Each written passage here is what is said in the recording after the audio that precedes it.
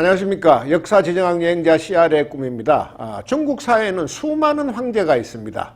왕조도 많이 바뀌고 5호 16국, 5대 10국 등 수많은 나라가 동시에 세워지는 경우가 자주 있다가 보니 황제도 많을 수밖에 없습니다. 요나라, 금나라 등도 중국사로 포함시키느냐, 또 저마다 황제를 자처했지만 어느 정도 규모의 나라의 황제를 황제로 인정하느냐에 따라서 학자들마다 적게는 200명대에서 많게는 400명대에 이르기까지 아주 의견이 분분합니다.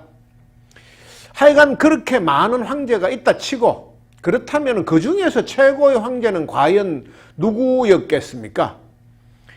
처음으로 중국을 통일하고 그 황제라는 직함도 스스로 만들었던 진나라 시황제, 진시황도 최고의 황제 후보입니다.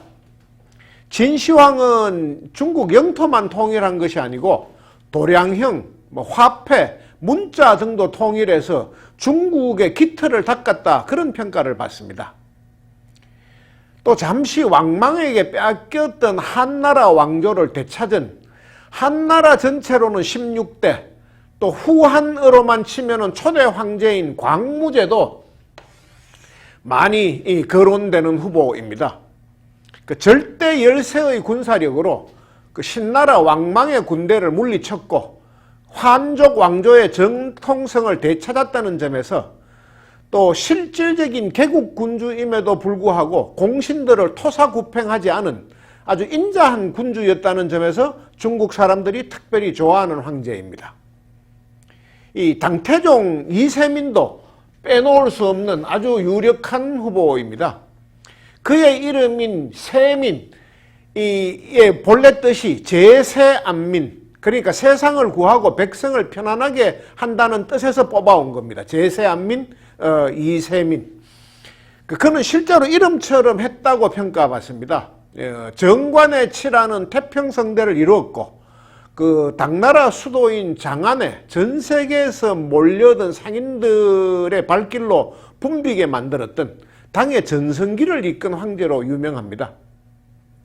근데 이런 쟁쟁한 후보들을 제치고 거의 모든 중국사 전공자 심사위원들이 만장일치에 가깝게 중국사 최고의 황제로 손꼽는 사람이 있습니다. 우리나라로 치면 세종대왕 같은 존재. 그러니까 천년에 한 명 나올까 말까한 황제라는 뜻으로 천고일제, 천년에 한 명 나올까 말까한 황제다, 그런 별명을 갖고 있는 청나라 4대 황제 강희제입니다. 일단 강희제는 8살의 황제의 자리에 올라서 무려 61년간 재위를 했습니다. 그래서 중국의 모든 왕조를 통틀어서 가장 긴 재위 기간을 가진 황제, 그런 타이틀을 갖고 있습니다. 한 사람이 60년간 황제의 자리에 있었다는 것은 그 시절이 그만큼 안정됐다, 평화로웠다는 것의 반증입니다. 그리고 이제 명나라의 잔존 세력이 맹위를 떨치던 때인데, 이 강희제가 처음에 즉위했을 때는, 이 강희제는 운남성, 귀주성, 광동성, 복건성, 절강성 등 지금의 그 중국 남부 지역에서 일어났던 3분의 난을 평정해가지고 국내의 정치를 굉장히 안정시켰습니다. 그리고 러시아하고는 네르친스크 조약을 체결해서 중국과 러시아 간의 국경선을 결정했습니다. 그리고 대만하고 몽골도 정복해가지고 현재 중국 영토의 골격을 만들었습니다. 그리고 소통하는 정치를 펼쳤다는 것도 강희제가 칭찬받는 큰 이유 중에 하나입니다. 그는 독단적으로 나라를 이끄는 대신에 재상과 대신들의 의견을 많이 수렴했고, 특히 이제 그때 반발 세력이었던 그 피지배 민족이었던 한족 대신들의 의견도 아주 많이 경청했습니다. 인내심을 가지고. 그리고 궁중의 모든 밥상에는 한족의 음식하고 만주족의 음식을 요리 개수까지 맞춰서 올리게 했습니다. 한족 음식이 3개 올라오면 만주족 음식도 3개, 이런 식으로. 그러니까 한족과 만주족이 서로 소통하고 일체감을 갖도록 아주 노력을 했습니다. 근데 그가 천고일제로 불렸던 가장 결정적인 이유는 백성을 사랑하는 군주였다는 겁니다. 애민정신. 그는 스스로 굉장히 검소한 삶을 살았습니다. 궁중의 물자를 아끼고 예산 절감을 위해서 조직도 대폭 줄였습니다. 당시 이제 북경에 와 있던 프랑스의 예수의 선교사 부베라는 사람이 있었는데, 그 사람은 루이 14세에게 보낸 보고서에서 이렇게 이야기를 했습니다. 강희제는 세상에서 가장 큰 나라를 다스리는 군주입니다. 그럼에도 불구하고 그의 생활용품들은 사치스러움은 찾아볼 수 없고 소박하기 그지없습니다. 이렇게 썼습니다, 편지에. 그리고 강희제 자신이 직접 썼다고 알려진 기록에는 또 이런 구절이 있습니다. 황실의 모든 비용은 백성들의 피땀으로 얻어진 것이니 주인된 황제로서는 절제하고 또 절제하는 것이 당연하고 또 당연하다. 그는 사형 집행도 아주 싫어했습니다. 그래서 가능하면 사람들을 사형시키지 않으려고 했습니다. 그리고 10월부터 1월까지는 기양을 보내는 것도 금지시켰습니다. 추운 겨울에 헐벗고 굶주린 상태에서 유배를 가는 것은 너무 가혹하다는 것이 그의 생각이었습니다. 하여간 근검절약이 철저하고 백성들을 굉장히 사랑하는 군주였습니다. 그리고 제가 개인적으로 강희제를 더 높이 평가하는 것은 그가 이제 열린 마음을 가진 군주였다는 겁니다. 문화군주. 그는 본인은 유학을 숭상했습니다. 중국 황제답게. 근데 가톨릭의 선교를 막지 않았습니다. 베이징에 성당을 짓는 것을 허가했습니다. 그리고 선교사들이 가져오는 여러 가지 문물에 굉장히 호의적인 반응을 보였습니다. 로마 교황이 자꾸 강희제를 가르치고 명령하는 투의 편지를 보냈고, 그래서 좀 많이 싫어했습니다. 그리고 또 공자나 조상에 대한 그 제사 등을 우상숭배라고 하는 등 중국의 여러 가지 풍습을 비난했었습니다. 로마 교황청에서. 아마 그런 것만 없었다면 강희제는 서방과 훨씬 좋은 관계를 맺었을 겁니다. 어쨌든 강희제는 죽을 때까지 선교사들의 청나라 출입을 막지 않았습니다. 이 강희제는 지적 호기심도 대단히 많았습니다. 그 중국에 와 있던 예수의 선교사들은 상당한 고급 두뇌들이었습니다. 강희제는 그들에게 천문학, 지도 제작, 유클리드 수학 등을 배웠습니다.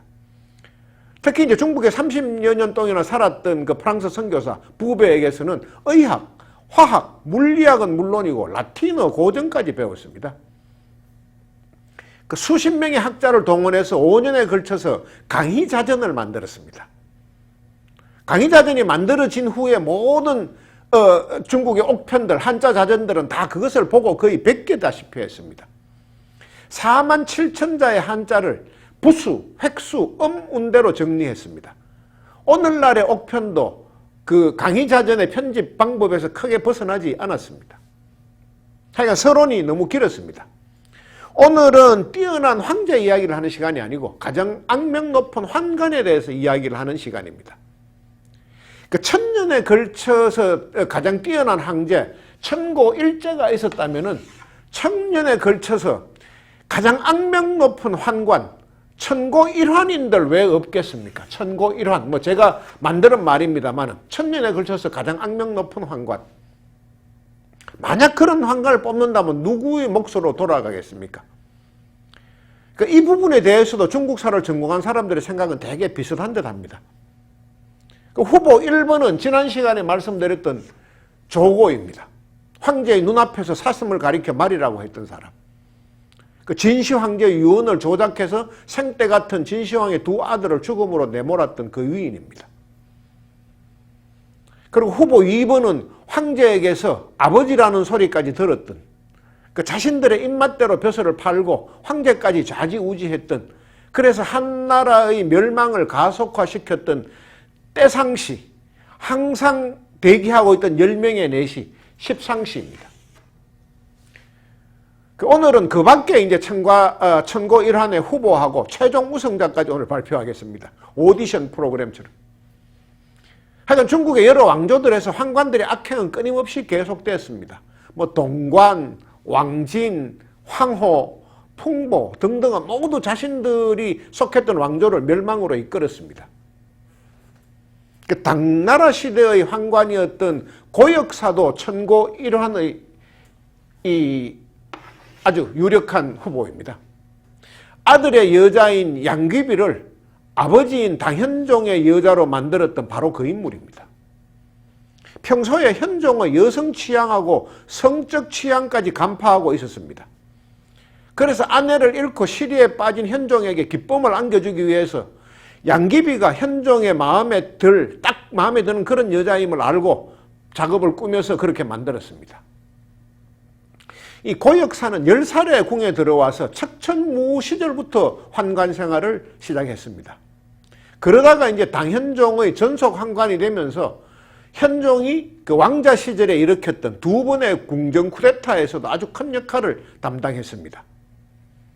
그 제2의 척천무후를 꿈꿨던 그 현종의 큰어머니인 위황후를 궁에서 내몰 때도 제일 앞장을 섰었고, 척천무의 딸로서 정치 감각이 아주 뛰어났던 태평공주를 제거할 때도 현종 이윤기의 곁을 지켰습니다.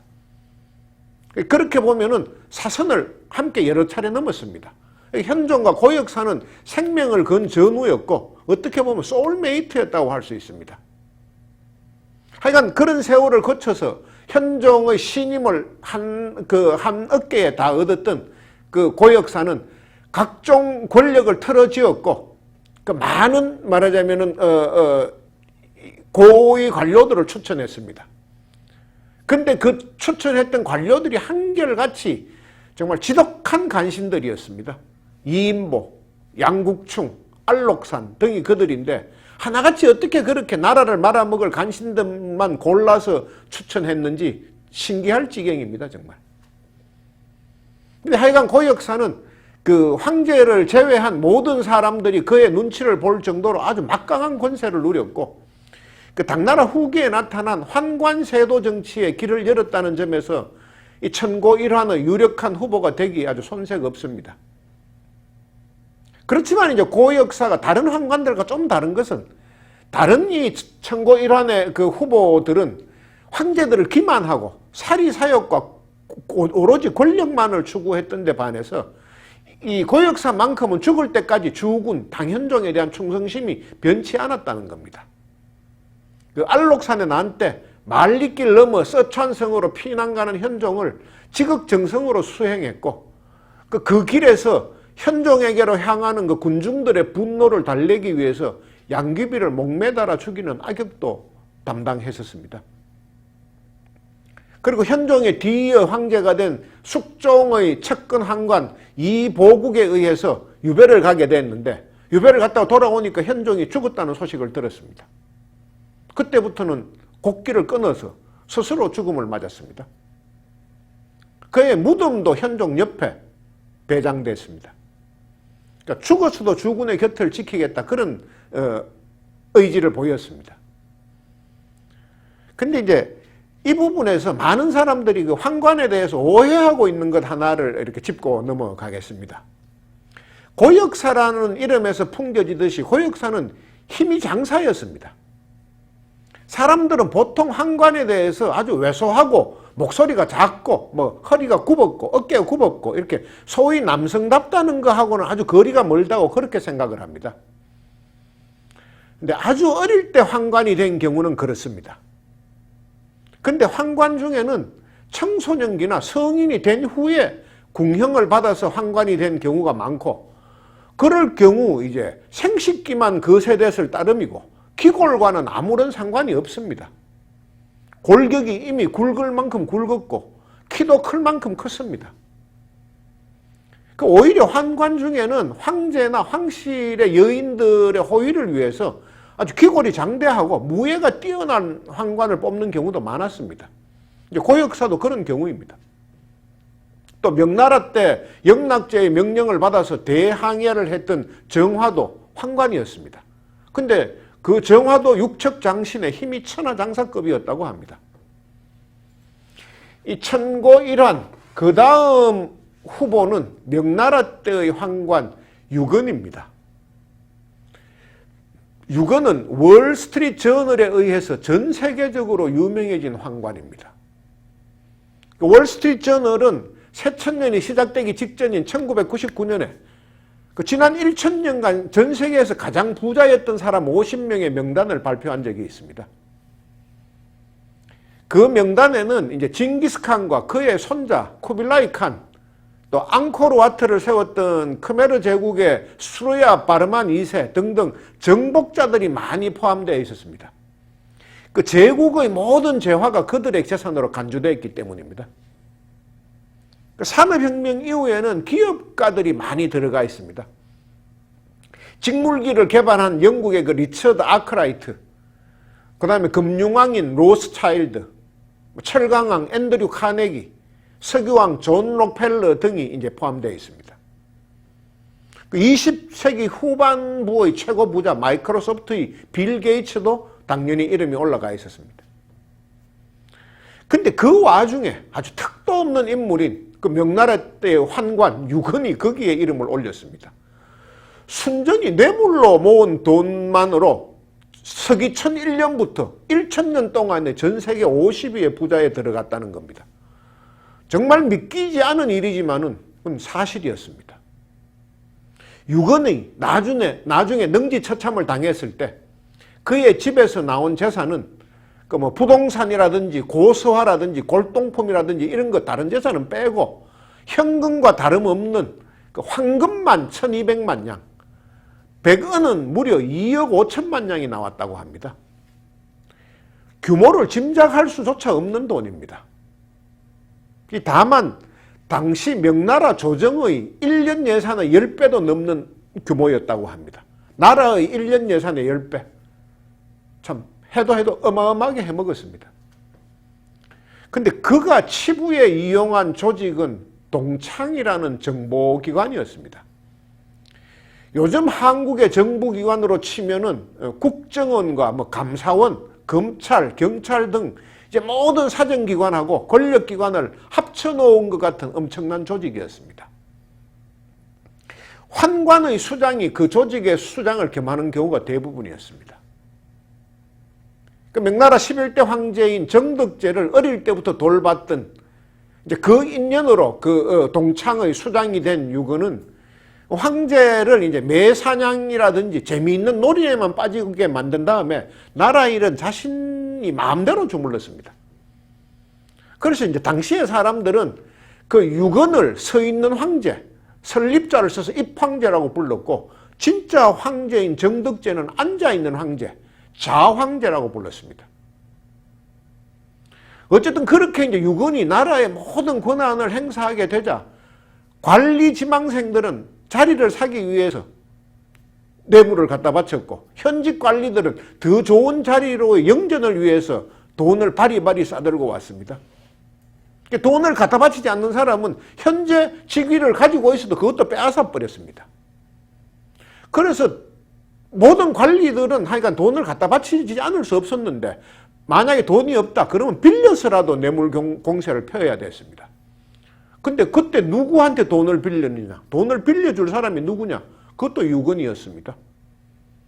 그러니까 보통의 관리들은 돈 놓고 돈 먹기가 아니고 이제 돈 놓고 자리 먹기였고 유건의 입장에서는 자기 돈을 빌려주고 그걸 뇌물로 대받고 이자까지 챙겨받는 그야말로 이제 꽉 먹고 알 먹고 도랑치고 가재 잡는 장사였습니다.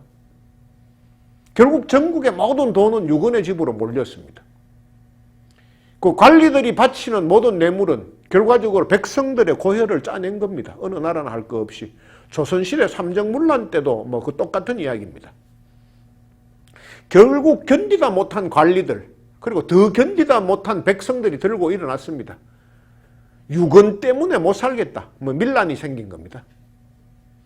이제 뒤늦게 모든 사실을 알게 된 그 매사냥 황제, 좌황제, 앉아있던 황제는 마지막 남은 황제의 힘을 이용해서 유건을 체포했습니다. 그 체포조가 유건의 집을 덮쳤을 때 그 집에서는 황제의 인감도장인 옥새하고 똑같이 생긴 가짜 옥새까지 나왔습니다.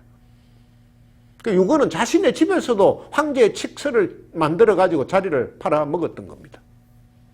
뭐 그 정도가 되니까 정말 천고일환의 후보로 손색이 없습니다. 그런데 대부분의 사람이 수긍하는 악명황관의 끝판왕, 지금까지 나왔던 모든 후보들의 악행의 결정판 같은 후보가 있습니다. 그 어리석은 군주라는 뜻의 암군, 또 머리가 약간 동것 같은 군주인 혼군이 연속적으로 등장해서 정말 끝을 향해 가던 명나라의 마지막 숨통을 끊는데 아주 크게 일조한 인물 위충현이 그 주인공입니다. 천고 일제가 강희제라면 천고 일화는 위충현이다. 이제 이런 이야기입니다. 그 이름은 참 거창합니다. 충현. 이게 천계제, 황제인 천계제가 붙여준 이름입니다. 충성스럽고 현명한 신하라는 뜻입니다. 충성, 충자, 현명할 현자. 이 정말 황당하고 정말 기가 차고 코가 찬 이름입니다. 이 위충현은 일자무식이었습니다. 그리고 술과 도박을 좋아하던 동네 건달이었습니다. 결혼을 해서 처자식까지 있었습니다. 근데 도박빛에 너무 시달리게 되는 상황에 처해서 처자식도 팽개치고 스스로 황관이 됐습니다. 궁 안에 들어가면 도박빛을 안 갚고 도망가게 되는 꼴이 돼서. 어릴 때부터 수완만큼은 탁월했습니다.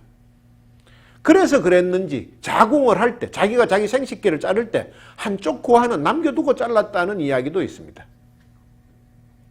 하여간 여러 경로로 백을 써서 황관이 된 위충현은 궁 안에서도 수완을 발휘해가지고 왕자 가운데 한 명을 모시는 황관이 되었습니다.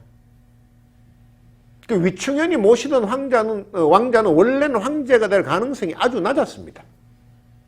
그렇지만 이제 도박판에서 익힌 감각인지 뭔지는 모르겠지만은 그 위충현은 그 왕자하고 그 왕자를 낳은 생모인 그 왕시성을 가진 제인에게 아주 올인을 했습니다. 지극정성으로 모셨습니다.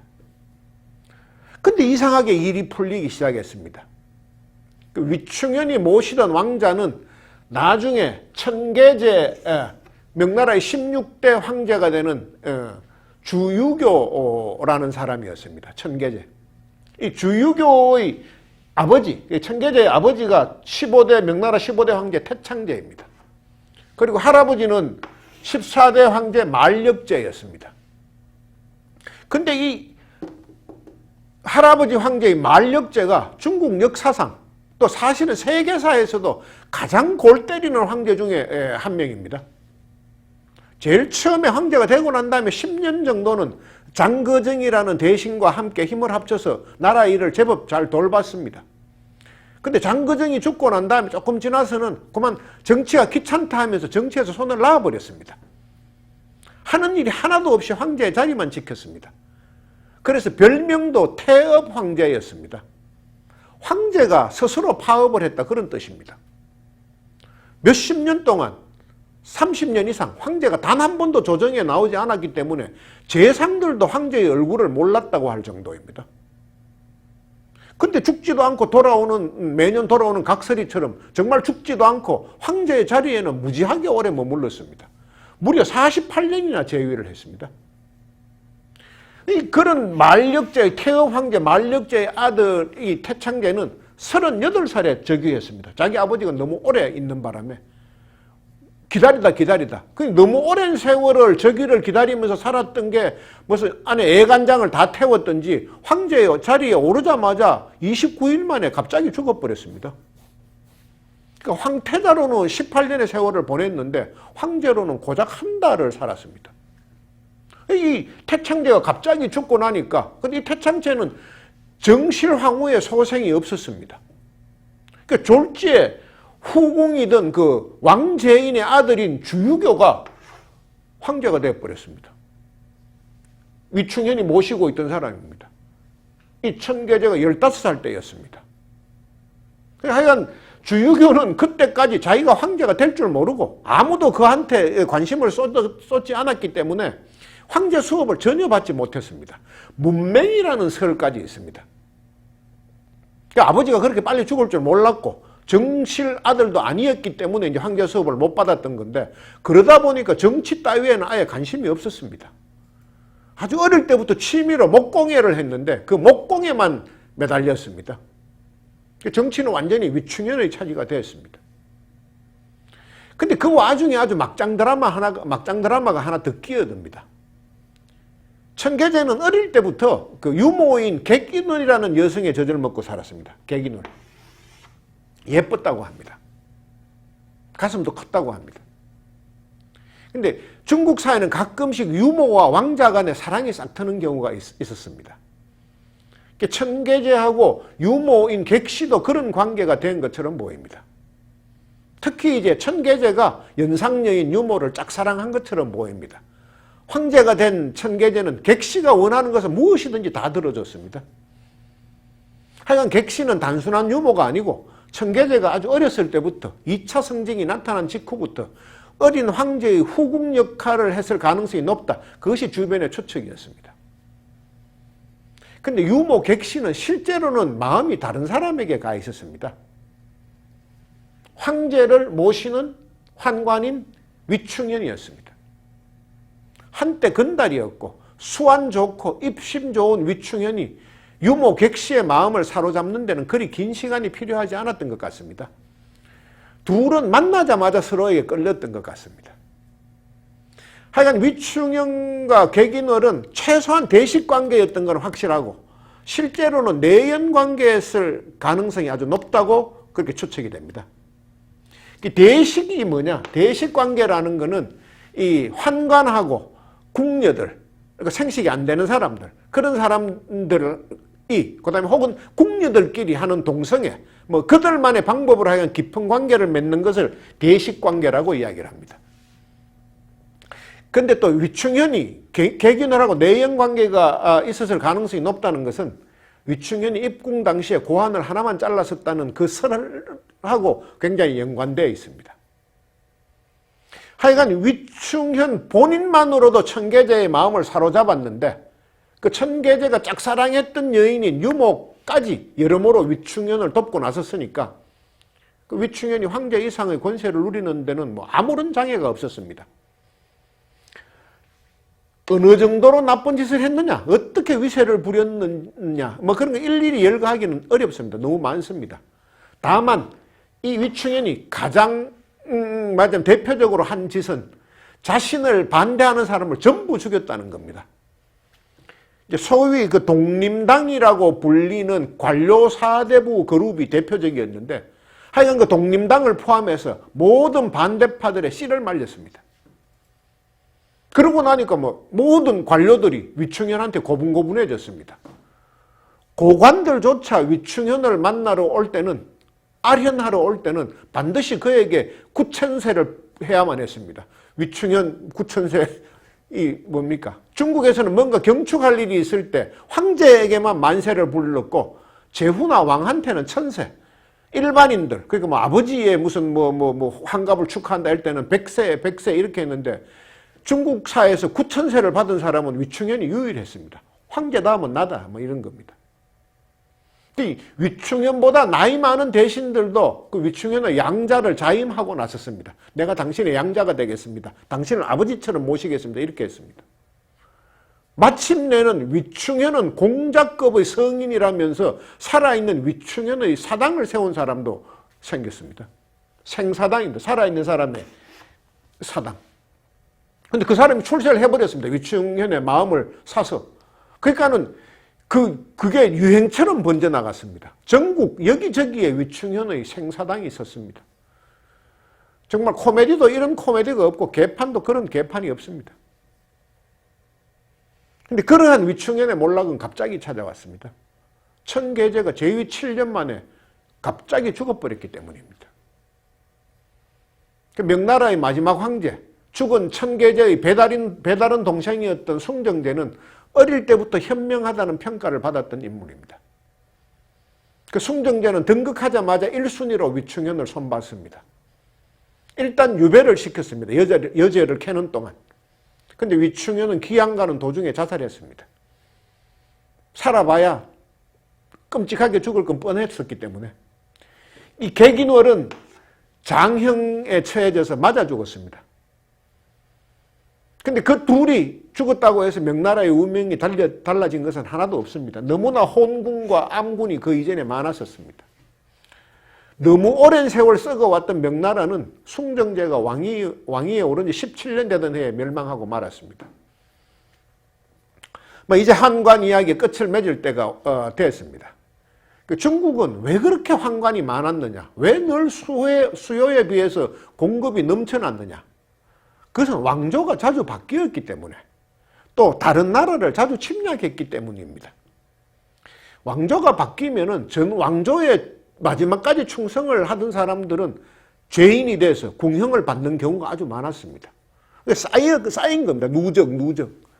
또 다른 나라를 침략했을 경우에 전쟁 포로로 잡아온 사람들을 황관으로 만들거나 그 패전 국가에 공려 혹은 황관의 공출을 요구했었습니다. 우리 선조들도 수시로 그런 명령을 받곤 했었습니다. 하여간 또 자궁을 하고 그러니까 스스로 생식기를 드러내고 황관이 되는 경우도 많았습니다. 먹고 살기가 너무 힘들어서. 천고일환 위충현도 그랬고 또 마지막 황제 푸이를 모셨던 역사상 진짜 마지막 황관이었던 손요정, 또 자금성 최후의 황관들이라는 책을 썼던 지식인 황관 신슈밍, 그런 사람들도 모두 먹고 살기 위해서 자궁을 했던 사람들입니다. 그럼 중국의 수많은 왕조 중에서 명나라에 유독 왜 황관이 많았느냐, 명나라는 왜 계속 황관 정치를 했느냐 하는 것은 그 명나라의 시조인 홍무제 주원장하고 관련이 깊습니다. 주원장은 성장 환경이 극도로 나빴습니다. 거의 거지와 다를 바 없이 자랐습니다. 그리고 동량하는 성인 탁발성으로 연명을 했습니다. 동량하는 성녀.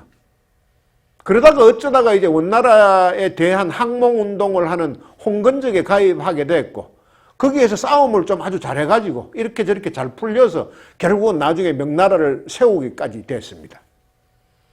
근데 무식했던 그는 이렇게 유식한 사대부나 관리들이 계속해서 잔소리를 하는 것을 아주 듣기 싫어했습니다.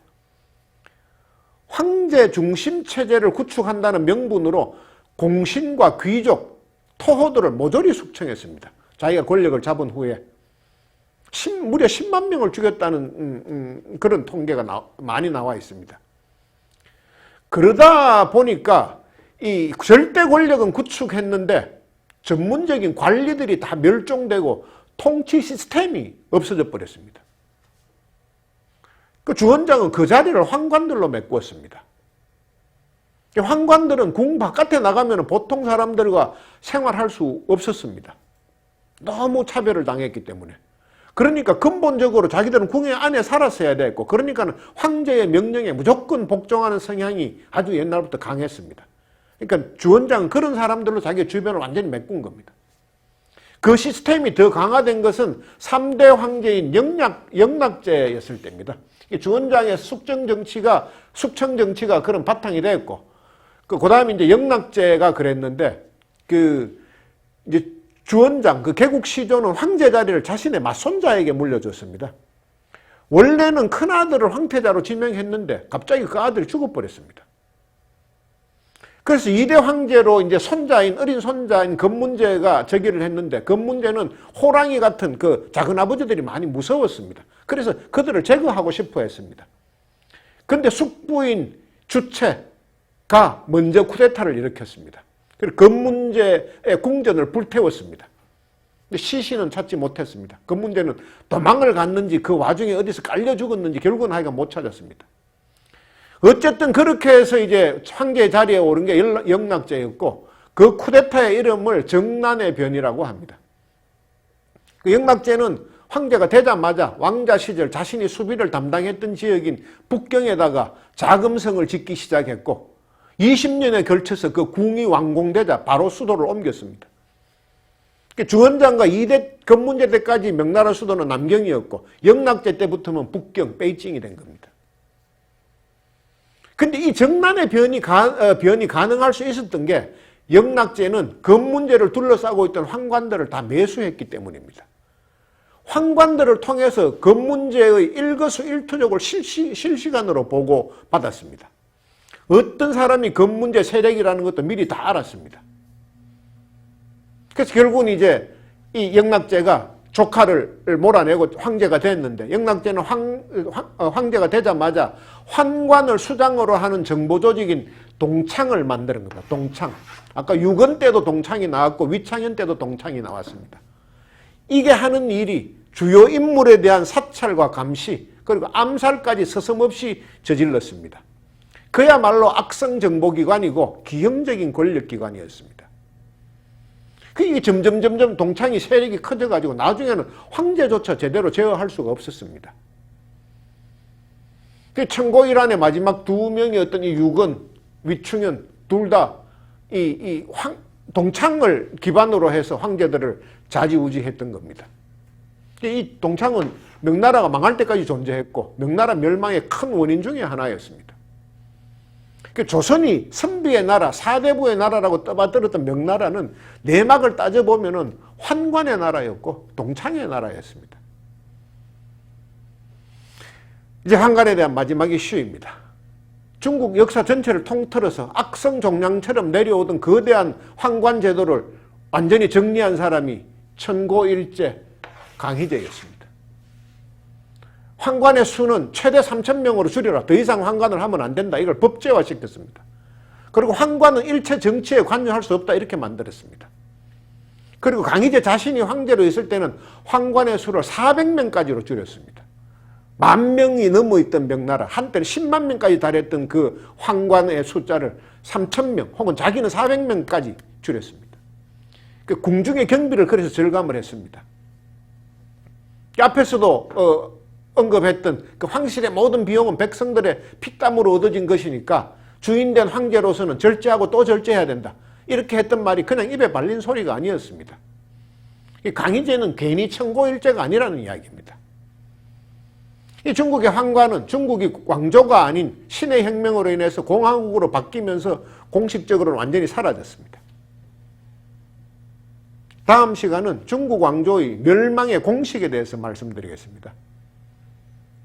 오늘은 여기까지입니다. 감사합니다.